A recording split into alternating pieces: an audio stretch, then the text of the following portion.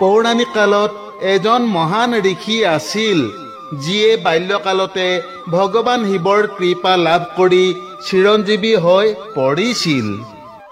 হিন্দু ধৰ্মগ্ৰন্থসমূহত অনেক মহান ঋষিৰ বৰ্ণনা পোৱা যায়।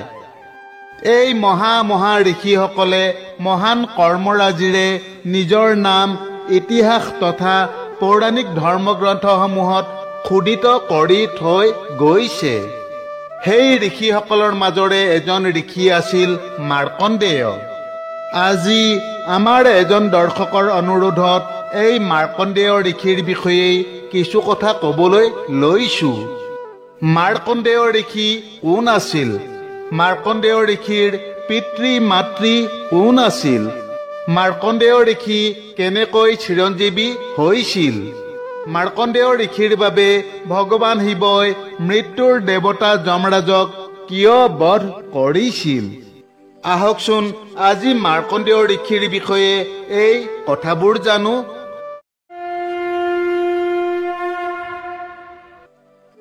সৃষ্টিকৰ্তা ব্ৰহ্মাৰ শিষ্য মাৰ্কণ্ডেয় ঋষি হিন্দু পৰম্পৰাৰ ভৃগু ঋষিৰ বংশত জন্ম গ্ৰহণ কৰিছিল। মাৰ্কণ্ডেয় ঋষিৰ পিতৃৰ নাম আছিল মৃকণ্ডু আৰু মাতৃৰ নাম আছিল মৰুন্মতী অথবা মনস্বিনী। মাৰ্কণ্ডেয় ঋষিয়ে বলপূৰ্বক ধৰ্মীয় সাধনা অৰ্থাৎ হঠযোগৰ দ্বাৰা সিদ্ধি লাভ কৰিছিল আৰু ব্ৰহ্মকাললৈকে পূজা কৰিছিল। ধ্যান কৰি থাকোঁতে তেওঁৰ একাগ্ৰতা ব্ৰহ্ম লোকলৈকে ব্যাপ্ত হৈ পৰিছিল। মাৰ্কণ্ডেয় ঋষিয়ে তেওঁৰ সাধনাকে শ্ৰেষ্ঠ বুলি গণ্য কৰিছিল। এসময়ত ঈশ্বৰক নিৰাকাৰ বুলি বিশ্বাস কৰি ঋষি মাৰ্কণ্ডেয়ই বহুদিন বংগসাগৰৰ পাৰত তপস্যা কৰি আছিল। মাৰ্কণ্ডেয়ৰ কঠোৰ তপস্যা দেখি দেৱৰাজ ইন্দ্ৰই ভাবিলে যে তপস্যাত সিদ্ধি লাভ কৰি মাৰ্কণ্ডেয়ই স্বৰ্গ অধিকাৰ কৰি ল'ব। সেই ভয়তে ইন্দ্ৰই মাৰ্কণ্ডেয় ঋষিৰ তপস্যা ভংগ কৰিবলৈ অপ্সৰা উৰ্বশীক পৃথিৱীলৈ পঠাই দিলে। স্বৰ্গৰ সকলো অপ্সৰাৰ ভিতৰত উৰ্বশীক আটাইতকৈ ধুনীয়া অপ্সৰা বুলি গণ্য কৰা হয়। ইন্দ্ৰৰ আদেশ অনুসৰি বিভিন্ন অলংকাৰ পৰিধান কৰি সম্পূৰ্ণ সজ্জিত হৈ অপ্সৰা উৰ্বশীয়ে ঋষি মাৰ্কণ্ডেয়ৰ সন্মুখত আহি নাচিবলৈ ধৰিলে। কিন্তু ঋষি মাৰ্কণ্ডেয়ই সেই অপ্সৰাৰ প্ৰতি কোনো গুৰুত্ব নিদিলে। উৰ্বশীয়ে সকলো ধৰণে যত্ন কৰি ভাগৰি পৰিল আৰু কোনো বিকল্প নোহোৱা হ'ল। অৱশেষত উৰ্বশীয়ে নিজৰ বস্ত্ৰ আভূষণ সম্পূৰ্ণৰূপে খুলি ঋষিৰ আগত উলংগ হৈ পৰিল। তেতিয়া মাৰ্কণ্ডেয় ঋষিয়ে ক'লে, হে পুত্ৰী, হে ভগ্নী, হে মাতা, তুমি এয়া কি কৰিছা? এই ঘন অৰণ্যলৈ অকলে কিয় আহিছা? এই কথা শুনি উৰ্বশীয়ে অত্যন্ত লাজ পাই উত্তৰ দিলে, হে ঋষিবৰ, মোৰ সৌন্দৰ্য দেখি এই ঘন অৰণ্যৰ সকলো সাধকে নিজৰ নিয়ন্ত্ৰণ হেৰুৱাই পেলাইছে। অথচ আপোনাৰ ধ্যান ভংগ হোৱা নাই। আপুনি কেনেদৰে ধ্যান কৰিছে নাজানো। এতিয়া কৃপা কৰি আপুনি মোৰ লগত ইন্দ্ৰলোকলৈ আহক, অন্যথা সকলোৱে মোক ঠাট্টা কৰিব যে মই আপোনাৰ ওচৰত হাৰ মানি ঘূৰি আহিছো। তেতিয়া মাৰ্কণ্ডেয় ঋষিয়ে ক'লে, হে দেৱী, মোৰ ধ্যান ব্ৰহ্মলোকত নিবদ্ধ হৈ আছিল, য'ত মই সেই দিব্য কুমাৰীসকলৰ নৃত্য চাই আছিলো, যিসকল ইমান ধুনীয়া যে তেওঁলোকৰ ওচৰত তোমাৰ দৰে 7 গৰাকীকৈ দাসী আছে। তেনে ক্ষেত্ৰত মই কেনেকৈ তোমাৰ প্ৰতি মোহিত হ'ম? যদি তোমাতকৈ অধিক আকৰ্ষণীয় আন কোনোবা আছে তেন্তে তেওঁক পঠোৱা। তেতিয়া অপ্সৰা উৰ্বশীয়ে ক'লে, মই স্বৰ্গৰ অপ্সৰা উৰ্বশী, মোতকৈ ধুনীয়া নাৰী আন কোনো নাই। মাৰ্কণ্ডেয় ঋষিয়ে সুধিলে, যিহেতু একোৱেই অবিনাশী নহয়, গতিকে দেৱৰাজ ইন্দ্ৰৰ মৃত্যু হলে তুমি কি কৰিবা? উৰ্বশীয়ে উত্তৰ দিলে, মই চৈধ্য ইন্দ্ৰ ভোগ কৰিম। তেতিয়া মাৰ্কণ্ডেয় ঋষিয়ে ক'লে, সেই চৈধ্য ইন্দ্ৰৰো যদি মৃত্যু হয়, তাৰ পাছত তুমি কি কৰিবা? অপ্সৰা উৰ্বশীয়ে উত্তৰ দিলে, মোৰ যেতিয়া মৃত্যু হ'ব, তেতিয়া মৃত্যুৰ পাছত মই গাধ হৈ পৃথিৱীত জীয়াই থাকিম। সেই চৈধ্য ইন্দ্ৰৰ সকলোৰে ক্ষেত্ৰতো একেই হ'ব। তেওঁলোকেও পৃথিৱীত গাধৰ জীৱন লাভ কৰিব। উৰ্বশীৰ কথা শুনি মাৰ্কণ্ডেয় ঋষিয়ে ক'লে, জাৰ ৰজা মৃত্যুৰ পাছত গাধ হৈ পৰে আৰু ৰাণীয়ে গাধৰ জীৱন পায়, তেন্তে মোক কিয় এনে এখন লোকলৈ লৈ যাব বিচাৰা? উৰ্বশীয়ে উত্তৰ দিলে, মোৰ সন্মান ৰক্ষাৰ বাবে। আপোনাক লৈ যাব নোৱাৰিলে মোৰ সন্মান নাথাকিব। সকলোৱে মোক ঠাট্টা মস্কৰা কৰিব, অপমান কৰিব। মাৰ্কণ্ডেয় ঋষিয়ে ক'লে, গাধৰনো কেনেকুৱা সন্মান? বৰ্তমানেও তুমি গাধ, কাৰণ তুমি গাধ হোৱা 14টা ইন্দ্ৰক বৰণ কৰিছা। তুমি নিজেই মানি লৈছা যে মৃত্যুৰ পাছত তুমি গাধ হবা। মাৰ্কণ্ডেয় ঋষিৰ এনে কথা শুনি উৰ্বশী লজ্জিত হৈ তাৰ পৰা গুচি গ'ল। তাৰ পাছত দেৱৰাজ ইন্দ্ৰ নিজেই মাৰ্কণ্ডেয় ঋষিৰ ওচৰলৈ আহি ক'লে, হে মহৰ্ষি, আমি আপোনাৰ ওচৰত পৰাজিত হলো। এতিয়া আপুনি স্বৰ্গ ৰাজ্য স্বীকাৰ কৰি লওক। তেতিয়া মাৰ্কণ্ডেয় ঋষিয়ে ইন্দ্ৰৰ প্ৰস্তাৱ অস্বীকাৰ কৰি ক'লে, হে ইন্দ্ৰ, মই স্বৰ্গ ৰাজ্যৰ বাবে লালায়িত নহয়। মোক স্বৰ্গ ৰাজ্যৰ কোনো প্ৰয়োজন নাই। তুমি মই কোৱাৰ দৰে পূজা কৰা, মই তোমাক ব্ৰহ্মলোকলৈ লৈ যাম। মৃত্যু মুখত পৰা ব্যক্তিৰ জীৱন ৰক্ষা কৰিব পৰা মহামৃত্যুঞ্জয় মন্ত্ৰৰ খ্যাতি মাৰ্কণ্ডেয়ৰ বাবেই ব্যাপ্ত হৈছিল। মাৰ্কণ্ডেয়ৰ এই মন্ত্ৰৰ প্ৰতি মানুহৰ আস্থা ইমানেই অধিক যে বৈদিক মন্ত্ৰ হোৱাৰ পাছতো মহামৃত্যুঞ্জয় মন্ত্ৰ মাৰ্কণ্ডেয়ৰ দ্বাৰা ৰচিত বুলি ধৰা হয়। মাৰ্কণ্ডেয় ইমানেই মহান ঋষি আছিল যে ৰামৰ যুগৰ আগৰ পৰা ৰামায়ণৰ কাহিনীলৈকে আৰু তাৰ পাছত মহাভাৰত যুগলৈকে তেওঁৰ উপস্থিতি দেখা যায়।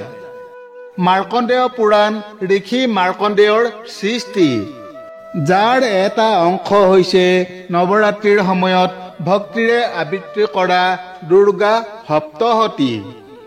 মাৰ্কণ্ডেয়ক অমৰ বুলি কোৱা হয়। মহাভাৰতৰ মতে মহৰ্ষি মাৰ্কণ্ডেয়ই হাজাৰ হাজাৰ যুগৰ শেষত হোৱা অনেক মহাপ্ৰলয় সংঘটিত হোৱা দেখা পাইছিল।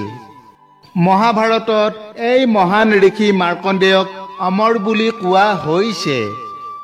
মহাভাৰতত লিখা আছে যে যেতিয়া মাৰ্কণ্ডেয় বনবাস কালত পাণ্ডৱক লগ কৰিবলৈ আহিছিল, তেতিয়া তেওঁ সৌন্দৰ্য, উদাৰতা আদি গুণেৰে সমৃদ্ধ তথা অমৰ আছিল। বহুত অধিক বয়সীয়াল হোৱাৰ পাছতো মাৰ্কণ্ডেয়ক 25 বছৰীয়া ডেকা যেন লাগিছিল। মহৰ্ষি মাৰ্কণ্ডেয়ক পুৰাণত উল্লেখিত 8জন চিৰঞ্জীৱীৰ ভিতৰত অন্যতম বুলি গণ্য কৰা হয়। 8জন চিৰঞ্জীৱী হৈছে অশ্বত্থামা, দৈত্যৰাজ বলি, বেদব্যাস, হনুমান, বিভীষণ, কৃপাচাৰ্য, পৰশুৰাম আৰু মাৰ্কণ্ডেয় ঋষি। এই সকলোবোৰৰ ভিতৰত সকলোতকৈ বয়সস্থ আছিল মাৰ্কণ্ডেয়। পৃথিৱীত ব্ৰহ্মাৰ পাছতে দ্বিতীয়জন বয়সস্থ ব্যক্তি হৈছে মাৰ্কণ্ডেয়। মাৰ্কণ্ডেয় চিৰঞ্জীৱী হোৱাৰ কাহিনী তেওঁৰ জন্মৰ কাহিনীৰ লগতো জড়িত, যি কাহিনীৰ উল্লেখ পদ্মপুৰাণৰ উত্তৰাখণ্ডত পোৱা যায়। কথা অনুসৰি পৌৰাণিক কালত মৃকণ্ডু নামৰ এজন মহান শিৱ ভক্ত ঋষি আছিল। মৃকণ্ডু ঋষিৰ কোনো সন্তান নাছিল। সেয়েহে মৃকণ্ডু ঋষিয়ে পত্নী মনস্বিনীৰ সৈতে ভগৱান শিৱৰ কঠোৰ তপস্যা কৰিছিল। ঋষিৰ তপস্যাত সন্তুষ্ট হৈ ভগৱান শিৱ ঋষি দম্পতীৰ সন্মুখত প্ৰকট হৈ ক'লে, হে মহৰ্ষি, তোমালোক পতি পত্নী দুয়োৰে তপস্যাত মই অতি প্ৰসন্ন হৈছো। তোমালোকক কি বৰ লাগে কোৱা। তেতিয়া মৃকণ্ডু ঋষিয়ে ক'লে, হে প্ৰভু, আমাৰ কোনো সন্তান নাই, গতিকে আপুনি কৃপা কৰি আমাক এটা পুত্ৰ সন্তান প্ৰাপ্তিৰ বৰ প্ৰদান কৰক। ভগৱান শিৱই ক'লে, হে মহৰ্ষি, তোমাক গুণহীন দীৰ্ঘায়ু পুত্ৰ লাগে নে অল্পায়ু গুণৱান পুত্ৰ লাগে? ভগৱান শিৱৰ এই কথা শুনি মৃকণ্ডু ঋষিয়ে ক'লে, হে প্ৰভু, আমাক অল্পায়ু হলেও গুণৱান পুত্ৰহে লাগে।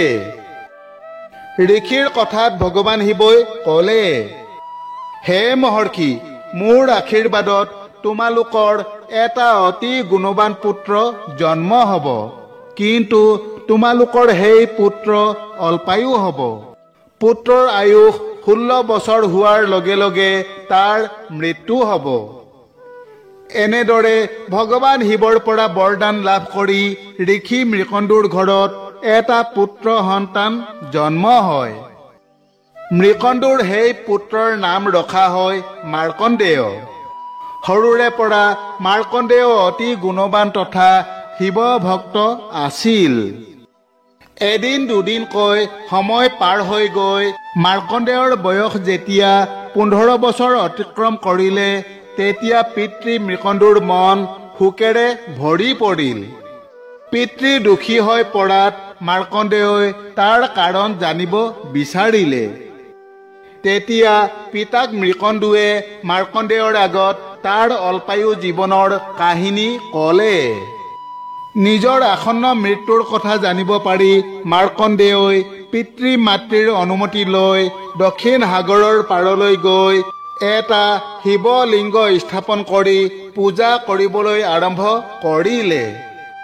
নিৰ্ধাৰিত সময়ত কাল অৰ্থাৎ যমৰাজ নিজেই মাৰ্কণ্ডেয়ৰ প্ৰাণ কাঢ়ি নিবলৈ আহিছিল। যমৰাজক দেখি মাৰ্কণ্ডেয়ই ক'লে, হে যমৰাজ, মই মহামৃত্যুঞ্জয় মন্ত্ৰৰে ভগৱান শিৱৰ আৰাধনা কৰি আছো। এই স্তোত্ৰ সম্পূৰ্ণ হোৱালৈকে আপুনি অপেক্ষা কৰক। কিন্তু মাৰ্কণ্ডেয়ৰ এই কথাত যমৰাজ মান্তি নহল আৰু মাৰ্কণ্ডেয়ৰ প্ৰাণ কাঢ়ি ল'বলৈ যমপাশ নিক্ষেপ কৰি টানিব ধৰিলে।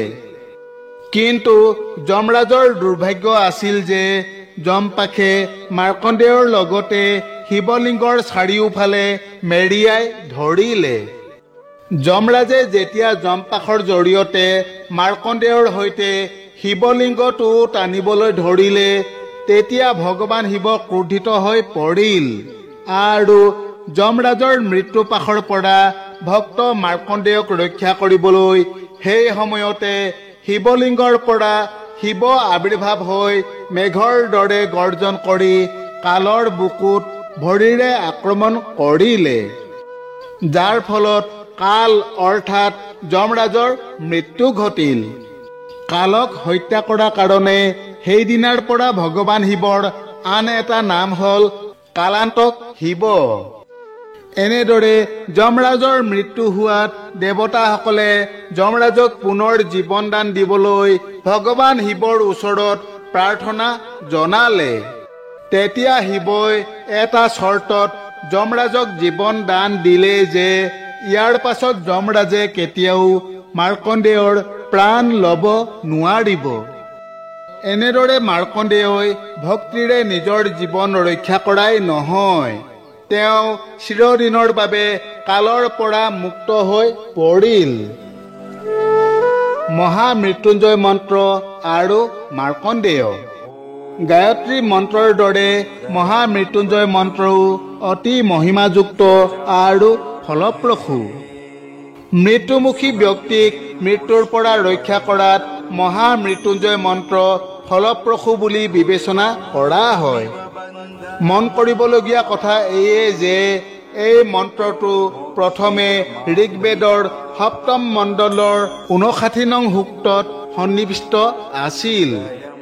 ৰুদ্ৰ দেৱতাৰ প্ৰতি বশিষ্ঠ ঋষিয়ে অনুষ্টুপ ছন্দত ৰচনা কৰা এই মন্ত্ৰ ৫৯ নং সূক্তৰ দ্বাদশ মন্ত্ৰ, যি পিছলৈ যজুৰ্বেদৰ জৰিয়তে অন্য গ্ৰন্থতো বিয়পি পৰিল।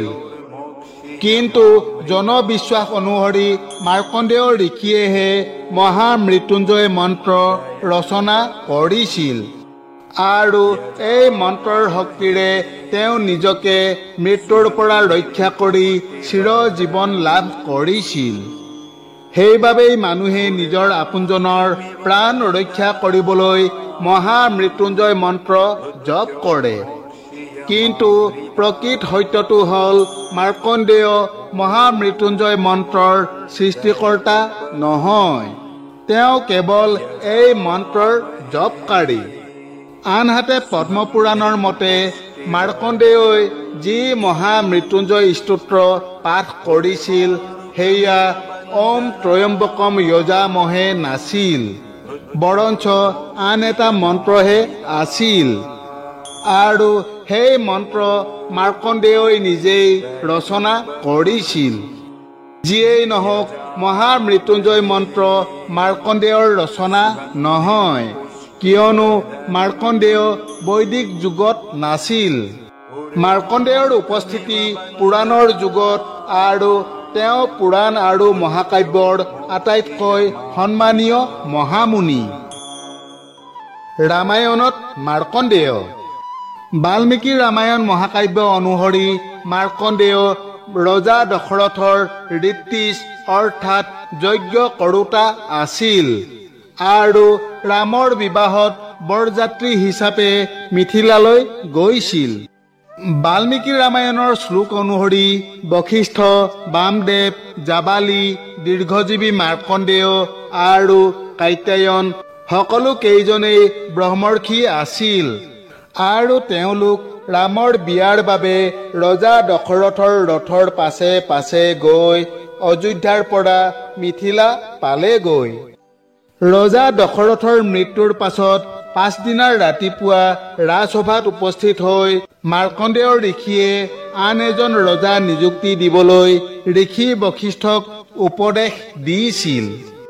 ৰামৰ আমন্ত্ৰণত মাৰ্কণ্ডেয় ৰামৰ ৰাজসভালৈ আহিছিল আৰু ৰামে তেওঁক আদৰ সৎকাৰ কৰিছিল। ইয়াৰ উপৰিও সীতাৰ পাতাল গমনৰো সাক্ষী আছিল মাৰ্কণ্ডেয়। মহাভাৰতত মাৰ্কণ্ডেয়। বিশ্বৰ সৰ্ববৃহৎ মহাকাব্য মহাভাৰতৰ বহু ঠাইত মহামুনি মাৰ্কণ্ডেয়ৰ উল্লেখ পোৱা যায়। ঋষি মাৰ্কণ্ডেয়ই অন্ধ ৰজা ধৃতৰাষ্ট্ৰক ত্ৰিপুৰ আখ্যান শুনাইছিল আৰু ভীষ্মক শ্ৰীকৃষ্ণৰ কাহিনী শুনাইছিল।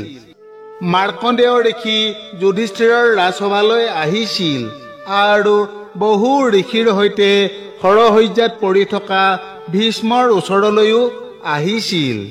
মাৰ্কণ্ডেয়ই পাণ্ডৱসকলক বনবাসকালত দুবাৰ লগ পাইছিল। স্বয়ং ভগৱান শ্ৰীকৃষ্ণই কাম্যক বনত উপস্থিত হৈ পাণ্ডৱৰ সৈতে মাৰ্কণ্ডেয়ক পূজা কৰিছিল। এই সাক্ষাতত মাৰ্কণ্ডেয়ই যুধিষ্ঠিৰক কৰ্মৰ পৰিণতিকে ধৰি আন বহু প্ৰশ্নৰ যি উপদেশ দিছিল সেয়া মহাকাব্যখনৰ এক অমূল্য সম্পদ। দ্বিতীয়বাৰৰ বাবে মাৰ্কণ্ডেয় বনৰ মাজত পাণ্ডৱৰ ওচৰলৈ তেতিয়া আহিছিল যেতিয়া বনবাসৰ শেষ দিনত জয়দ্ৰথে দ্ৰৌপদীক অপহৰণ কৰিছিল আৰু যুধিষ্ঠিৰ অত্যন্ত শোকত ভাগি পৰিছিল। সেই সময়ত মাৰ্কণ্ডেয়ই যুধিষ্ঠিৰৰ আগত বৈকুণ্ঠৰ দ্বাৰপাল জয় বিজয়ে মৰ্ত্যলোকত লোৱা ৩ জন্মৰ লগতে সাবিত্ৰী সত্যবানৰ কাহিনী কৈ যুধিষ্ঠিৰক ধৈৰ্য ধৰিবলৈ উপদেশ দিছিল। মাৰ্কণ্ডেয়ই যুধিষ্ঠিৰক কৈছিল যে শ্ৰীৰামৰ দুখৰ তুলনাত তোমাৰ দুখ নামমাত্ৰও নহয়। তেন্তে তুমি কিয় দুখী? মাৰ্কণ্ডেয়ই নচিকেতাৰ পৰা শিৱ সহস্ৰ নামৰ শিক্ষা গ্ৰহণ কৰি উপমন্যুক দিছিল। ভাগৱত পুৰাণত মাৰ্কণ্ডেয়। ভাগৱত পুৰাণৰ এটা কাহিনীত উল্লেখ আছে যে এবাৰ মাৰ্কণ্ডেয় ঋষিয়ে নৰ নাৰায়ণ ঋষিৰ ওচৰলৈ গৈ তেওঁলোকৰ পৰা বৰ বিচাৰিছিল। মাৰ্কণ্ডেয় ঋষিয়ে জানিছিল যে ঋষি নৰ নাৰায়ণ পৰমেশ্বৰ ভগৱান নাৰায়ণৰ অৱতাৰ। সেয়েহে মাৰ্কণ্ডেয় ঋষিয়ে প্ৰাৰ্থনা জনাই নাৰায়ণ ঋষিক ক'লে, হে প্ৰভু, মই আপোনাৰ মায়াবী শক্তি অৰ্থাৎ মায়া দৰ্শন কৰিব বিচাৰো। তেতিয়া ভগৱান বিষ্ণুৱে পানীৰ মাজত এখন পাতত উপঙি থকা শিশুৰ ৰূপত আৱিৰ্ভাৱ হৈ মাৰ্কণ্ডেয় ঋষিক ক'লে, হে ঋষিবৰ, ময়ে সময় আৰু মৃত্যু। তাৰ পাছত মাৰ্কণ্ডেয় ঋষিয়ে সেই শিশুৰ মুখত সোমাই বাঢ়ি অহা পানীৰ পৰা নিজকে ৰক্ষা কৰিলে। শিশুটিৰ পেটৰ ভিতৰত মাৰ্কণ্ডেয়ই সকলো জগত, সপ্তদ্বীপ, সপ্ত সাগৰ, ৰাজ্য, নদী, পাহাৰ আৰু সকলো জীৱিত প্ৰাণী দেখা পাইছিল। এইবোৰ দেখি মাৰ্কণ্ডেয় স্তম্ভিত হৈ পৰিল। মাৰ্কণ্ডেয়ই কি কৰিব কি নকৰিব একো ভাবিব পৰা নাছিল। তেতিয়া তেওঁ ভগৱান বিষ্ণুৰ ওচৰত প্ৰাৰ্থনা কৰিবলৈ ধৰিলে। প্ৰাৰ্থনা আৰম্ভ কৰাৰ লগে লগে মাৰ্কণ্ডেয় শিশুটোৰ মুখৰ পৰা ওলাই আহিল। তেতিয়া ভগৱান বিষ্ণু মাৰ্কণ্ডেয়ৰ সন্মুখত উপস্থিত হৈ তেওঁক আশীৰ্বাদ প্ৰদান কৰিলে। তাৰ পাছত মাৰ্কণ্ডেয় ঋষিয়ে ভগৱান বিষ্ণুৰ লগত সহস্ৰ বছৰ কটালে। মাৰ্কণ্ডেয় পুৰাণ। 18খন পুৰাণৰ প্ৰায়বোৰ পুৰাণতে মাৰ্কণ্ডেয়ৰ কথা শ্ৰদ্ধাৰে উল্লেখ কৰা হৈছে। ইয়াৰ উপৰিও মাৰ্কণ্ডেয়ৰ নামেৰে এখন মাৰ্কণ্ডেয় পুৰাণো আছে। মাৰ্কণ্ডেয় পুৰাণ হৈছে মাৰ্কণ্ডেয় ঋষিৰ নামেৰে নামাকৰণ কৰা হিন্দু ধৰ্মৰ এখন পৌৰাণিক সংস্কৃত গ্ৰন্থ। মাৰ্কণ্ডেয় পুৰাণত আশ্ৰমীসকলৰ কৰ্তব্য, ৰাজধৰ্ম, পৌৰাণিক কাহিনী, ধৰ্ম কৰ্ম, সংসাৰ, শ্ৰাদ্ধ, সমাজ, কৰ্মবিপাক, সদাচাৰ আৰু ভূগোল আদি বিভিন্ন বিষয় উপস্থাপন কৰি 137টা অধ্যায় তথা 9000টা শ্লোক আছে। মাৰ্কণ্ডেয় পুৰাণৰ প্ৰাচীন সংস্কৰণটো নৰ্মদা নদীৰ ওচৰত মাৰ্কণ্ডেয় ঋষিয়ে ৰচনা কৰা বুলি বিশ্বাস কৰা হয়। এক পৌৰাণিক মান্যতা অনুসৰি মাৰ্কণ্ডেয় পুৰাণৰ ৰচয়িতা স্বয়ং সৃষ্টিকৰ্তা ব্ৰহ্মা, যাৰ মুখৰ পৰা মাৰ্কণ্ডেয় পুৰাণৰ শ্লোকসমূহ নিগৰিত হৈছিল। মাৰ্কণ্ডেয় পুৰাণৰ এঠাইত ঋষি মাৰ্কণ্ডেয়ই এটা অতি সুন্দৰ কথা কৈছে, মমেতি মূলম দুখস্য ন মমেতি চ নিবৃত্তি। অৰ্থাৎ এইটো মূৰ বুলি ভবাটোৱেই হৈছে দুখৰ একমাত্ৰ কাৰণ, আনহাতে এইটো মূৰ নহয় বুলি ভাবিব পৰাটোৱেই হৈছে দুখ নিবৃত্তিৰ উপায়। মাৰ্কণ্ডেয় পুৰাণৰ এটা ভাগ দেৱী মাহাত্ম্য বা দুৰ্গা সপ্তশতী বুলি জনা যায়। মাৰ্কণ্ডেয়ৰ জন্ম ক'ত হৈছিল অথবা তেওঁ ক'ত তপস্যা কৰিছিল সেই কথা অজ্ঞাত যদিও তেওঁৰ ব্যক্তিত্ব আৰু কৰ্মৰাজি সকলোৰে পৰিচিত। কৈশোৰ অৱস্থাতেই শিৱক পূজা কৰি তেওঁ যিদৰে অমৰ জীৱন লাভ কৰিছিল তাৰ পৰা এইটো বুজিব পাৰি যে যদি ভাৱ প্ৰবল হয় তেন্তে শিলৰ পৰাও ঈশ্বৰ প্ৰকট হৈ ওলাই আহে। যিজনে দেহ মনেৰে অধিক সাত্বিক জীৱন যাপন কৰে তেওঁৱেই দীৰ্ঘায়ু আৰু মৃত্যুঞ্জয়ী হয়। এইটোৱেই হৈছে মাৰ্কণ্ডেয়ৰ দীৰ্ঘায়ু হোৱাৰ ৰহস্য। বান্ধৱসকল, আশা কৰোঁ আজি আপোনালোকে চিৰঞ্জীৱ ঋষি মাৰ্কণ্ডেয়ৰ বিষয়ে নিশ্চয় কিছু কথা জানিব পাৰিলে। আগলৈ অন্য এক নতুন কথাৰ সৈতে পুনৰ লগ পোৱা আশাৰে আজিলৈ সামৰিছোঁ। ধন্যবাদ। জয় শ্ৰীকৃষ্ণ।